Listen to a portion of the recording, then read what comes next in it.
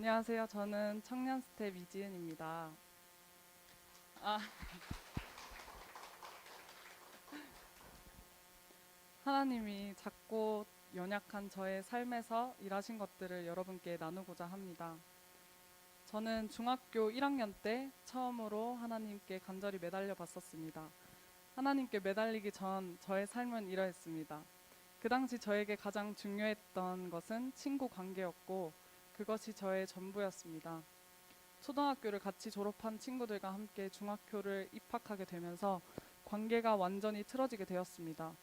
학교라는 곳이 친구끼리 몰이 지어 다니는 것이 특징이었기 때문에 다른 친구와의 관계에 있어서 영향을 끼쳤습니다.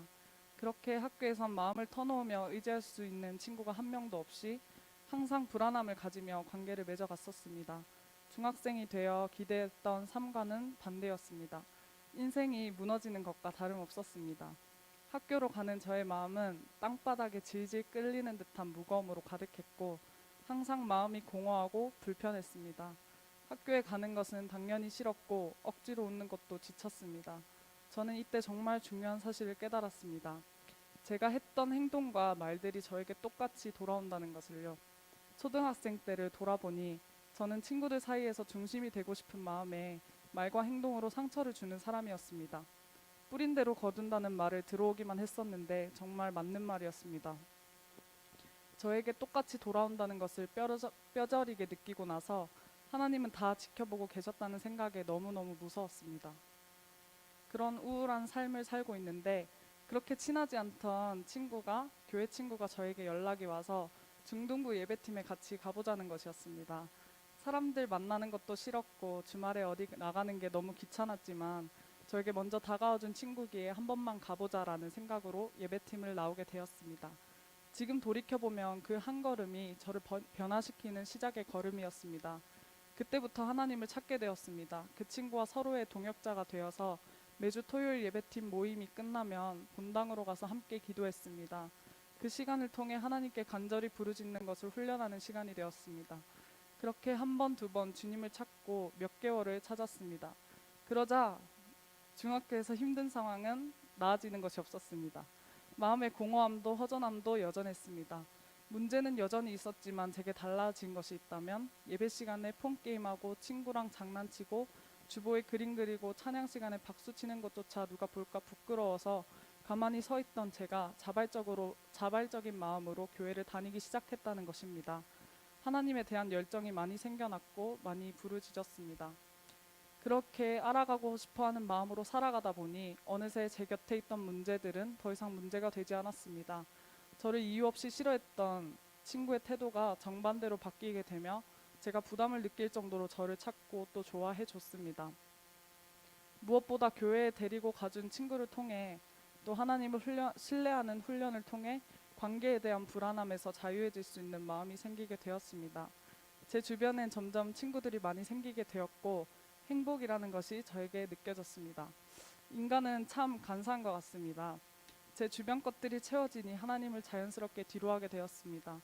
신앙생활을 계속 해오고 있었지만 제 주변에 있는 것들 때문에 하나님이 1순위가 되지 못했습니다. 하나님을 부르짖는 것이 뭐였는지 기억이 가물가물해졌습니다.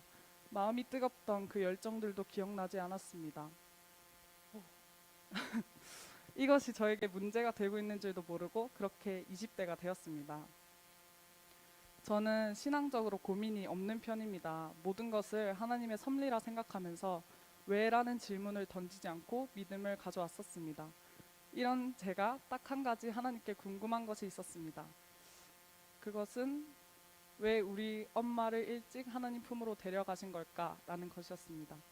저희 어머니는 4명의 아이를 낳고 제가 7살 때 백혈병으로 암투병을 하시다가 하나님 곁으로 다시 돌아가셨습니다. 하나님은 우리에게 선한 것 주시길 원하신다고 설교를 통해 많이 들어왔었습니다. 어머니가 돌아가신 것이 어떤 선함을 위함이었을까 저에게 풀리지 않는 궁금증이었습니다. 하나님은 작년에 진행하던 삶 공부를 통해 이 궁금증을 풀리게 해주셨습니다. 요한복음을 통독하다 11장에 죽은 나사로를 살리시는 부분을 읽게 되었습니다. 4절의 말씀이 저에게 믿어졌습니다. 예수께서 들으시고 이르시되 이 병은 죽을 병이 아니라 하나님의 영광을 위함이요 하나님의 아들이 이로 말미암아 영광을 받게 하려 함이라 하시니라. 아멘. 사람도 병든 자들을 고칠 수 있습니다. 하지만 죽었던 사람을 다시 살리는 것은 인간의 범위가 아닙니다. 나사로가 병이 들고 죽어야만 다시 살리실 하나님의 능력이 나타날 수 있었고 예수님이 하나님의 아들이심을 확증할 수 있는 것이었습니다. 저희 어머니의 병도 죽음도 죽을 병이 아니라 결국 하나님의 영광을 위함이었다는 것이 그냥 믿어졌습니다. 또 말씀을 보니 예수님이 나사로의 장례식에 가서 슬프게 우는 가족들을 보고 마음이 비통해서 함께 울었다고 쓰여 있었습니다. 이것을 보고 저도 울었습니다. 우리 가족이 어머니의 장례식장에 있을 때 예수님도 그곳에서 함께 우셨을 거란 생각이 들었습니다. 저도 눈물이 많이 났습니다. 몇십 년 동안 풀리지 않던 것이 성경 말씀 한 구절로 이해되었습니다. 그렇게 말씀을 읽는다는 것이 얼마나 중요한 것인지 깨닫게 되었습니다. 시간이 지나고 삶을 살아가다 고민이 또 한 가지 생기게 되었는데 그리스도인의 삶의 목적인 하나님께 영광 돌리는 삶이었습니다. 하나님께서는 각 사람에게 주신 재능과 은사를 다 다르게 주셨다기에 제가 가지고 있는 재능으로 하나님께 어떻게 영광 돌리며 살아가야 하는지 고민하게 되었습니다. 계속 미적지근한 신앙생활을 하던 저에게 하나님은 중등부를 통해 깨닫게 하신 것들이 있었습니다. 예배드리는 중등부 친구들을 보면서 제가 중학생 때 하나님께 간절히 찬양했던 모습이 떠오르고 하나님과 뜨겁게 교제했던 첫사랑을 떠올리게 해주셨습니다. 하나님이 저를 간절히 기다리고 계시듯 우리 중등부 친구들도 하나님이 동일한 마음으로 기다리고 계신다는 마음이 강하게 들었습니다. 저도 다시 회복하고 싶다는 마음이 든 것이었습니다. 중등부 예배를 드리기 전에 예배를 준비하는 스태프들과 함께 기도회를 하고 있었습니다. 마치는 기도를 진호 간사님께서 하고 계시는 그 짧은 시간에 하나님이 깨닫게 해주신 요한복음 11장이 떠올라 제 머릿속에서 이렇게 정리가 되었습니다. 예수님은 나사로가 다시 사실 것을 아셨을 것입니다. 그런데도 사랑하는 사람의 죽음에 공감하시고 아파하시는 것을 보며 감정이 있는 분이신 것을 깨달았습니다. 그리고 나사로가 살고 나서 주변에서 그걸 본 많은 사람들에게 초점이 맞춰졌습니다. 나사로를 보며 하나님의 일하심을 보고 하나님을 믿은 것입니다. 그때 하나님이 저에게 예고 없이 이렇게 말씀하셨습니다. 너의 존재 자체만으로 나의 영광이란다. 저희 가정만 봐도 어머니가 돌아가시고 나서 가정을 지금까지 인도하시고 지켜주시고 보호하신 하나님을 드러낼 수 있었던 것입니다. 하나님은 홀로 영광 받으실 분입니다. 제가 뭘 하지 않아도 존재 자체만으로도 하나님을 나타내는 증인이라 느껴졌습니다. 하나님을 믿는 믿음은 단순하다고 생각하게 되었습니다. 저에게 지금 돌아가신 어머니가 눈에 보이지 않고 목소리를 들을 수 없고 직접 저랑 얘기할 수 없지만 어머니가 있다는 것에 확실한 믿음을 가지고 있습니다. 증거도 있습니다. 어릴 때 찍었던 사진이 될 수도 있고 어머니께서 제가 갓난아기였을 때 쓰셨던 아기 일기를 보면서도 어머니의 존재를 알 수 있습니다. 그 일기를 읽으면 어머니의 마음을 알게 되고 나를 얼마나 사랑했는지 느낄 수 있었습니다. 그리고 저와 친구가 되고 싶다고 그렇게 일기에 적어놨었습니다. 하나님도 우리의 아버지이십니다. 보이지 않고 들리지 않고 만질 수 없지만 그 증거로 성경을 남기셨습니다. 하나님의 말씀이 우리를 향한 하나님의 사랑을 나타냅니다. 하나님이 일하시는 것은 우리의 간구를 했을 때 그것을 들어주시고 안 들어주시고 그것에 따라 하나님의 일하심이 달라지는 것이 아니라 저의 간구를 들어주시든 들어주지 않든 하나님께서는 항상 일하시고 역사하고 계신다는 것을 느꼈습니다. 저의 기도 제목은 저희 가정이 재혼을 하게 됐는데 우리 가정 모두가 나중에 천국에서 한 명도 낙오된 사람 없이 이 세상에서 살던 이야기들을 추억 삼아서 그렇게 모두가 천국에 가는 것이 소망이고 또 제가 아는 모든 사람들이 함께 하나님을 믿고 또 구원받는 것이 기도 제목입니다. 지금까지 저의 간증을 들어주셔서 감사합니다.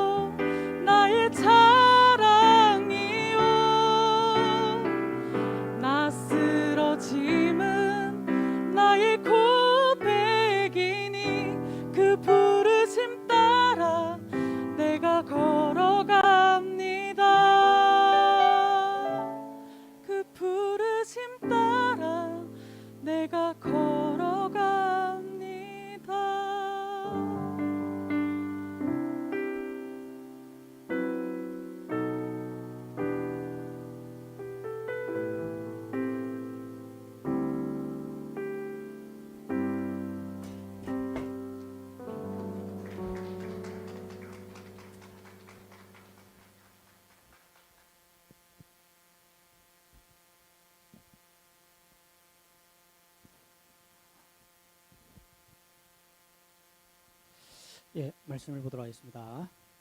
예레미야서 34장. 소리 조금만 커주시겠어요? 예레미야 34장입니다. 8절에서 22절까지 말씀 한 절씩 교독하도록 하겠습니다. 시드기야 왕이 예루살렘에 있는 모든 백성과 한 가지로 하나님 앞에서 계약을 맺고 자유를 선포한 후에 여호와께로부터 말씀이 예레미야에게 임하니라.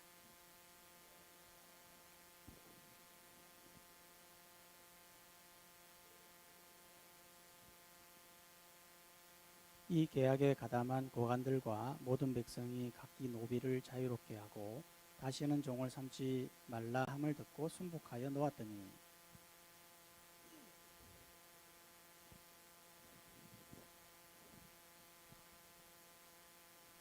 그러므로 여호와의 말씀이 여호와께로부터 예레미야에게 임하니라. 이르시되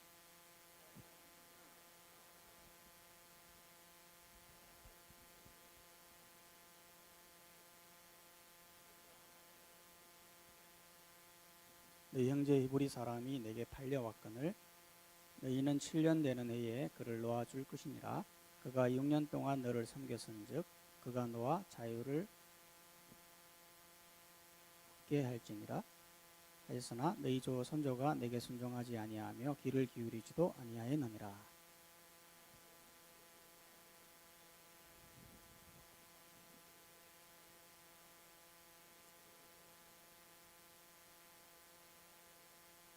너희가 돌이켜 내 이름을 더럽히고 각기 너와 그들의 마음대로 자유롭게 하였던 노비를 끌어다가 다시 너희에게 복종시켜 너희의 노비를 삼았도다.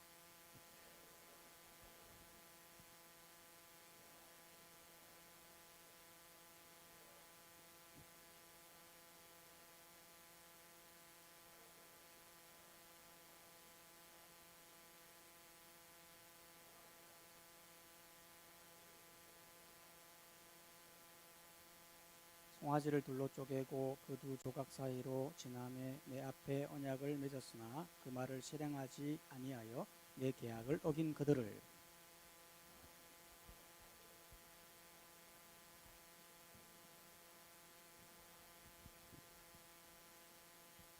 내가 그들의 원수의 손과 그들의 생명을 찾는 자의 손에 넘기리니 그들의 시체가 공중의 새와 땅의 짐승의 먹이가 될 것이며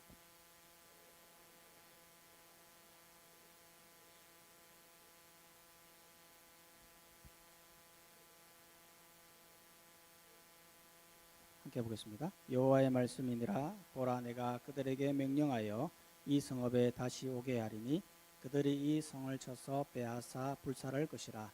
내가 유다의 성읍들을 주민이 없어 처참한 항무지가 되게 하리라. 아멘. 여러분, 오늘 말씀은 하나님과의 약속이라는 주제의 말씀인데 세나큐티집 월요일자 말씀입니다. 여러분, 약속이라는 건 참 중요하잖아요. 누군가와 약속할 수 있다라는 건 신뢰의 문제예요. 상대방이 신뢰가 되어야 약속을 할 수가 있거든요. 제가 부장님한테 100만 원만 빌려주세요 라고 하면 100만 원 빌려줄까요? 안 빌려줄까요? 빌려줄까요? 안 빌려줄까? 신뢰가 돼 있을까? 신뢰가 안 돼 있으면 안 빌려줘요. 그잖아요. 신뢰가 되기 때문에 돈을 빌려줍니다. 근데 이 약속은 사람만이 할 수 있는 거라는 거죠. 동물은 그렇게 할 수가 없어요. 동물이 먹이 좀 주라, 나중에 갚아줄게, 그렇게 할 수가 없어요. 유일하게 사람만이 할 수가 있는데, 근데 놀랍게도 오늘 말씀에 보면 인간이 하나님과 약속하는 장면을 보게 된다는 거예요. 어떤 약속이냐? 8절에 보면 시드기야 왕이 모든 백성과 한 가지로 하나님 앞에서 계약을 맺는 거예요. 즉 약속을 하는 거죠. 어떤 계약이냐? 히브리 남녀노비를 놓아 자유롭게 하고 그의 동족 유다인을 종으로 삼지 못하게 해라. 이 계약에 고관들과 모든 백성이 순복하여서 실제로 이렇게 놓아준 거예요. 여러분, 이게 대단한 거 아닙니까? 왜냐하면 히브리 노비를 자유롭게 해라는 말은 노예와 노비, 종들을 그냥 놓아주라, 이 얘기거든요. 이게 참 대단한 거죠. 왜냐하면 집에 노비가 종들이 많이 있는데 갑자기 그냥 너 집에 가 자유롭게 해 이렇게 보내줘 버리는 거죠. 그럼 뭐가 문제가 됩니까? 일단 재산상의 피해를 보는 거예요. 당시에는 노비와 종들이 돈을 주고 사고 팔고 이렇게 하잖아요. 근데 그걸 공짜로 다 이렇게 자유롭게 해주는 거예요. 그뿐만 아니라 일단 놓아주면 굉장한 피해를 보는 거예요. 굉장히 불편해지는 거예요. 예. 노비와 종들이 하는 일들이 얼마나 많습니까? 예. 실제로 집안 일들 돕죠. 농사를 짓죠. 허드렛 일 다 하죠. 놓아줘 버리면 그 모든 일들을 자기들이 다 해야 되는 거죠. 쉽지 않음에도 불구하고 이들이 하나님과 약속을 지켰어요. 순복하에 놓아줬던 거죠. 예. 너무 잘한 것입니다. 하나님과 약속을 해서 지켰으니까 잘한 거죠. 그런데 재밌는 건 11절에 가보면 갑자기 이들이 약속을 파기를 해요. 11절에 보면 후에 그들의 뜻이 변하여 자유를 주었던 노비를 끌어다가 복종시켜 다시 노비를 삼았더라.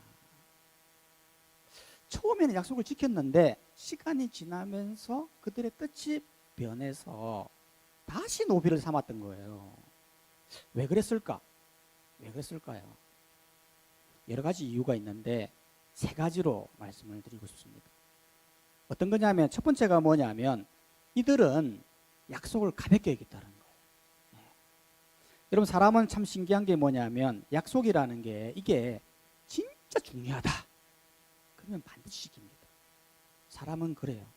진짜 중요하다. 예를 들어 내일 대통령하고 점심 식사하기로 했다. 반드시 지킵니다. 미리 가 준비합니다. 시간 철저하게 지킵니다. 반드시 지킵니다. 그런데 이 약속이 별로 중요하지 않다. 그러면 시간이 지나다 보면 흐지부지해지면서 까먹기도 하고 흐지부지하게 된다는 거죠. 유다도 마찬가지인 게 하나님께 약속을 했는데 처음에는 잘 지키다가 시간이 지나면서 이거를 어겼다고 하는 것은 하나님의 약속을 중요하게 생각하지 않고 가볍게 여겼다라는 것이죠. 여러분 유다는 절대 이러면 안 됩니다. 왜냐하면 여러분 유다가 한 이 약속은요 절대 이게 가벼운 게 아니거든요. 여러분 유다가 하나님과 맺은 이 계약은 송아지를 둘로 쪼개어 맺은 언약이거든요. 여러분 실제로 18절에 보면 이렇게 말하고 있어요. 송아지를 둘로 쪼개고 그 두 조각 사이로 지남에 내 앞에 언약을 맺었지만 그들은 실행하지 아니하고 계약을 어겼다. 이렇게 말하고 있다는 거죠. 여러분 이게 뭐냐면 여러분 송아지를 둘로 쪼갰다고 하는 것은 창세기에 나타난 언약인데 여러분 창세기에 보면요 하나님과 아브라함이 언약을 맺어요. 어떤 언약을 맺었냐면 하나님께서 아브라함에게 말씀하시는 거죠. 너를 통해서 큰 민족을 이루고 놀라운 일을 하게 될 것이다 라고 하면서 어떻게 언약을 맺었냐면 갑자기 동물을 가져오라 라고 하시고는 동물의 반을 쪼개요. 신기하죠? 이쪽 반 저쪽 반 이렇게 반을 딱 쪼개게 하거든요. 그리고 나서는 어떤 일이 일어나냐면 이 중간 사이로 횃불이 확 지나가요. 이거를 횃불 언약이라고 그래요. 이게 무슨 말입니까? 사람은 동물을 준비하고 하나님은 그 길로 지나갔다고 하는 것은 이 약속은 반드시 이룬다. 이 약속은 너무 중요하다라고 하는 정표로 이 일을 행했다라는 거예요. 그렇죠? 그렇기 때문에 이 중요한 퍼포먼스를 유다도 했다라는 유다도. 송아지를 반을 쪼갠 다음에 사람들을 지나가게 한 거예요. 무슨 말입니까? 지금 너희가 하는 이 약속, 이 언약은 너무 중요한 것이다. 그리고 반드시 지켜야 되는 것이다 라고 약속을 한 거라는 거죠. 그렇기 때문에 지켜야 되는데 이거를 어겼다고 하는 것은 이 하나님의 이 약속을 너무 가볍게 여긴 거죠. 여러분 실제로 이거를 실제로 하나님은 이 언약을 얼마나 중요하게 보셨으면 이들이 어기게 되면 어떻게 할 거라 이렇게 이야기를 하셨어요. 뭐라고 이야기했었냐면 너희가 어길 때 하나님 어떻게 하신다고 하냐면 내 계약을 어긴 그들을 유다 고관들, 내시들, 제사장들, 이 땅에 있는 모든 백성을 원수의 손에, 생명을 찾는 자의 손에 넘기겠고 그들의 시체가 공중의 새와 땅의 짐승과 먹이가 될 것이며, 다음에요, 시드기야 왕과 그의 고관들은 바벨론 왕의 군대의 손에 넘겨지게 되고 이 성읍은 다시 오게 하리니 그들이 이 성을 쳐서 빼앗아 불살할 것이다. 엄청난 저주를 퍼붓고 있는 거죠. 여러분, 저는 이걸 보면 진짜 신기해요. 왜냐하면 여러분, 그 약속 하나, 그게 뭐 그렇게 중요하다고. 여러분, 이거를 약속을 안 지킨다고 해서 뭐 사람이 죽고 살고 이런 문제가 아니잖아요. 뭐 약속 안 지켰다고 노비가 죽고 이런 거 아니거든요. 그런데 이 약속을 안 지키면 시드기야 왕 고관들, 뭐 노비들 아니고 모든 백성들 다 죽이겠다는 거예요. 하나님 도대체 왜 이렇게 하시느냐라는 거죠. 이유는 다른 게 아니에요. 이 언약이 너무 중요한데 왜 중요하냐면 하나님은 약자의 하나님이에요. 즉 하나님은 고아와 가부의 하나님이에요. 즉 약한 자의 편에 서 계시는 하나님이기 때문에 이 약속은 반드시 지켜야 될 너무나도 중요한 것이기 때문에 이렇게 하겠다, 이렇게 말씀하셨다. 여러분, 실제로 이 노예 이 제도는요, 하나님이 만든 게 아니에요. 사실 인간이 만든 거죠. 인간이 약간 본성을 가지고 노예 제도를 만들어 가지고 돈을 주고 사고 부리고 한 거예요. 즉 사람이 만들었지만 하나님은 이 불의한 제도를 개선하기 위해서 하나님은 7년마다 종을 해방시키는 이 제도를 만드신 거예요. 그리고 50년이 되면 휘년 제도를 만들어서 모든 땅도 해방하도록 그렇게 만들었었잖아요. 즉 하나님은 이 인간의 이 인권, 인간에 대한 이런 자유, 이걸 굉장히 소중하게 생각하시는 거예요. 그래서 약자의 편에 서서 이걸 하셨거든요. 실제로 이게 나중에 시간이 흘러가 보면 실제로 이 노예 제도가 사라지잖아요. 지금 노예 제도가 없잖아요. 이게 다 하나님이 그렇게 하신 거예요. 이 하나님의 이 가치, 약한 자의 편에 서서 해방시키고 자유시키는 이런 제도가, 이런 사상이 결국에는 시간이 흘러서 노예 제도가 사라지게 된 거예요. 그렇기 때문에 우리는 하나님과 한 약속에 대해서 가볍게 여기지 말아야 돼요. 예. 인간은 어찌든지 약속을 파괴하고 자기 위주로 살아가지만 하나님은 신실하시기 때문에 반드시 지키시기 때문에 우리는 어떤 약속이든 간에 하나님과 약속은 지키시기를 노력하시기를 바랍니다. 두 번째로 이들이 왜 약속을 파괴하려고 했느냐 하면 두 번째는 자신들의 필요 때문에 그래요. 이게 무슨 말이냐면 여러분, 이 재밌는 거는요, 이 시드기야 이 왕이 왜 이런 약속을 했냐라는 거죠. 예. 아니 애초에 이런 약속 안 하면 되잖아. 그냥 뭐 하려고 그 송아지 지나가게 하고 막 이런 약속을 합니까? 애초에 지키지 못할 약속 왜 해가지고 이런 고초를 당하느냐라는 거죠. 그런데 왜 이 약속을 시드기야 왕이 했느냐 하면 할 수밖에 없었어. 할 수밖에 없어. 두 가지 이유 때문에. 첫 번째 이유는 뭐냐면 위기를 만났거든요.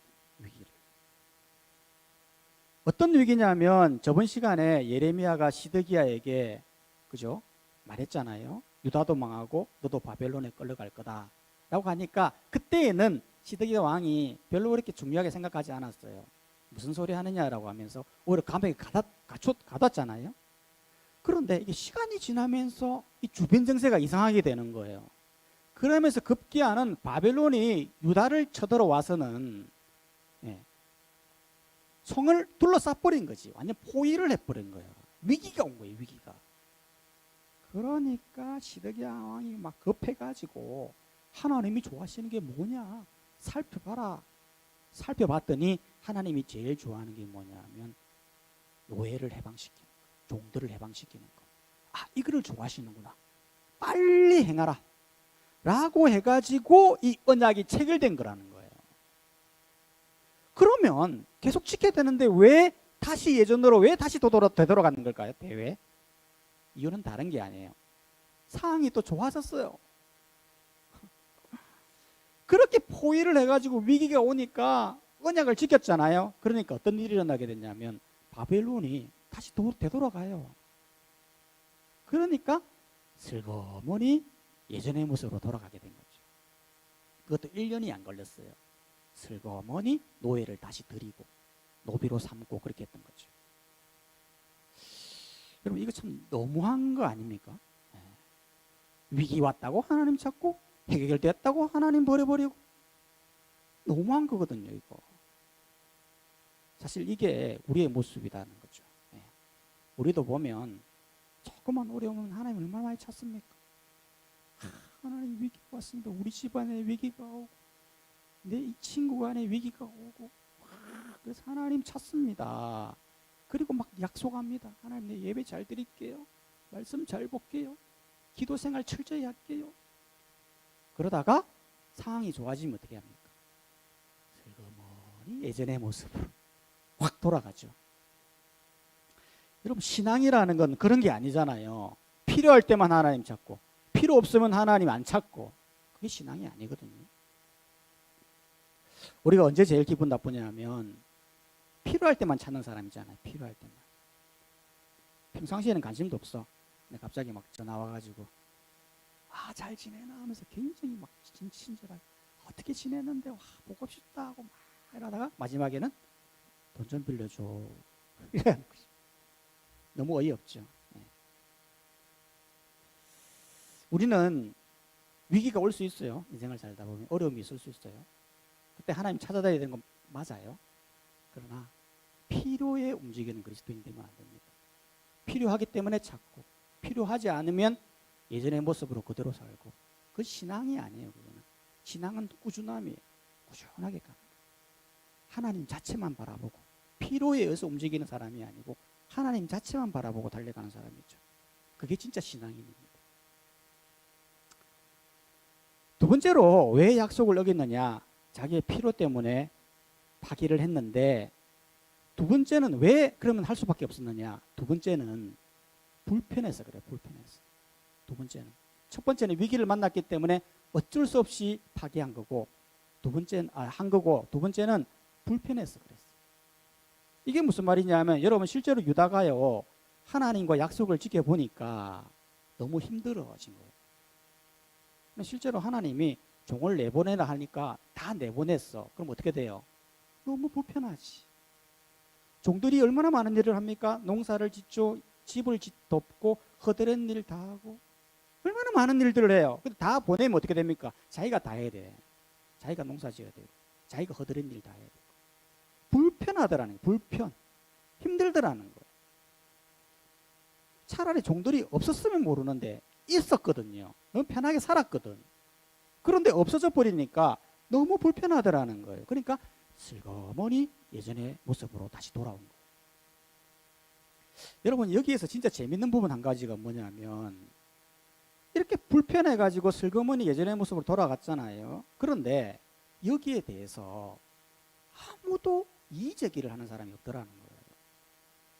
여러분 당시 하나님과 얼마나 많은 사람들이 약속을 했습니까?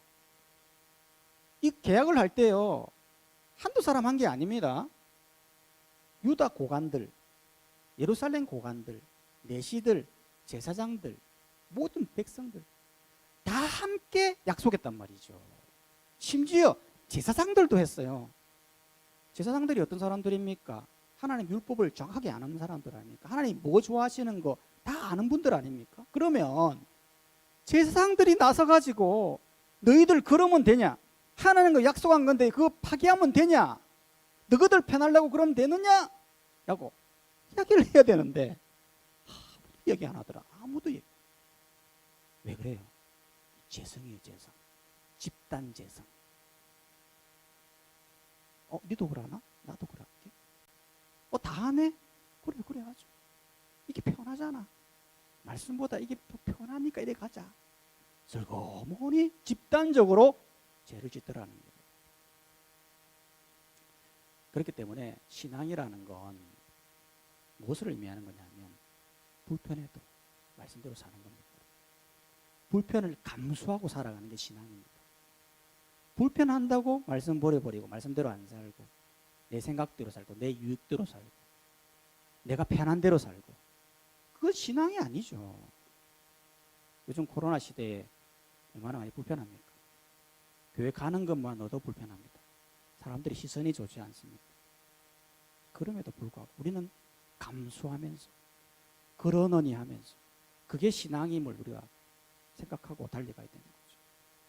여러분, 그렇게 불편하고 감사하게 살면 궁극적으로는 복입니다. 지금 당장 힘들어도, 지금 당장 불편해도 끝까지 참고 견디는 자는 하나님 말씀하셨습니다. 너희가 내 이름으로 말미암아 모든 사람에게 미움을 받을 것이나 끝까지 견디는 자는 구원을 얻으리라. 말씀이 그런 겁니다. 끝까지 말씀대로, 불편해도 끝까지 말씀대로 지키는 자는 엄청난 복이 내립니다. 영적인 복, 구원의 복, 하나님의 엄청난 복을 누리게 되는 것이죠. 말씀은 불편할 수도 있다. 그걸 잘 기억하고 약속을 지키되 하나님의 약속을 가볍게 여기지 말고 자신의 필요에 의해서 약속을 하나님을 찾지 말고 불편해도 하나님 말씀대로 잘 살아가서 다 함께 잘 견뎌 천국에서 기쁨의 복을 누리는 여기 계신 모든 분들이 다 되시기를 주님의 이름으로 축복합니다.